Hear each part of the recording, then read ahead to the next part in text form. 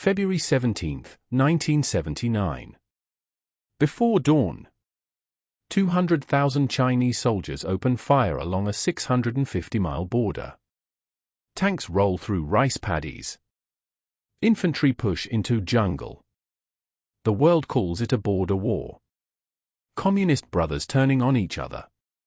Vietnam, the country that had just humiliated the United States, was getting what it deserved. That's the story everyone told. But 45 years later, when you look at what happened next, you notice something strange. The real target of this war never appeared on any battlefield map. It was in London. To understand why, you need to see the world through the eyes of a British Prime Minister in 1979. The British Empire was dying. Once it controlled a quarter of the Earth's land. Now, colonies everywhere were demanding independence. Jamaica, Belize, Rhodesia, and the crown jewel of what was left, Hong Kong. Hong Kong wasn't just any colony. It was the financial gateway to Asia. A tiny speck of land on the edge of China that had become one of the richest cities on Earth.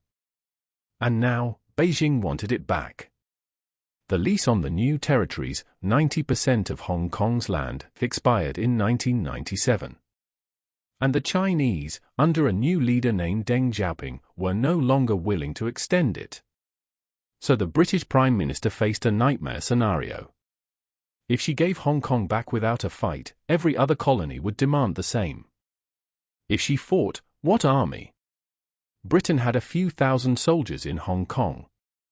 China had just mobilized 200,000 men on its southern border. And here's where it gets darkly brilliant. China didn't invade Vietnam to punish a communist rival. That was the cover story. The real message was delivered without a single word spoken in any negotiation room. It was delivered with tanks. The calculation was brutally simple. If China was willing to send 20,000 casualties into a jungle war over a border dispute with Vietnam, what would it do to reclaim its own territory? Every British diplomat understood the message instantly. So did every British general. The math was unforgiving. You have 5,000 troops. They have 2 million. Hong Kong shares a land border with China. Your nearest military base is 9,000 miles away. Good luck. The effect was immediate. Before the war, British politicians and royalty treated the idea of returning Hong Kong as a joke.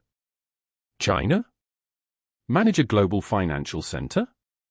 Please. Colonial arrogance, baked in over 2 centuries. After the war, everything changed. The British negotiating posture went from dismissive to engaged. From arrogant to accommodating.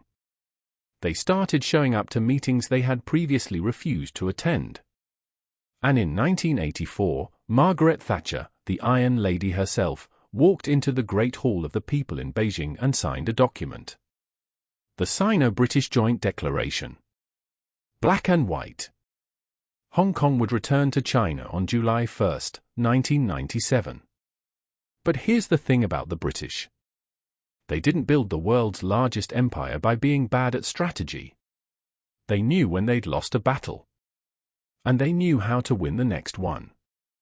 Because after that signature was dry, Britain still had 12 years left in Hong Kong. 12 years.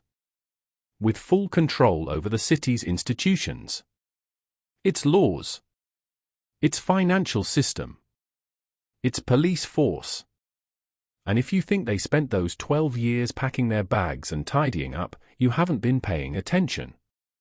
What they actually did during those 12 years, the 3-step plan they executed, was so effective, so surgical, that by the time the handover ceremony began, the Hong Kong China received was not the Hong Kong Britain had promised to return. That story is part 2. I'm the Penguin Files. Some questions were never meant to be answered. We're asking them anyway.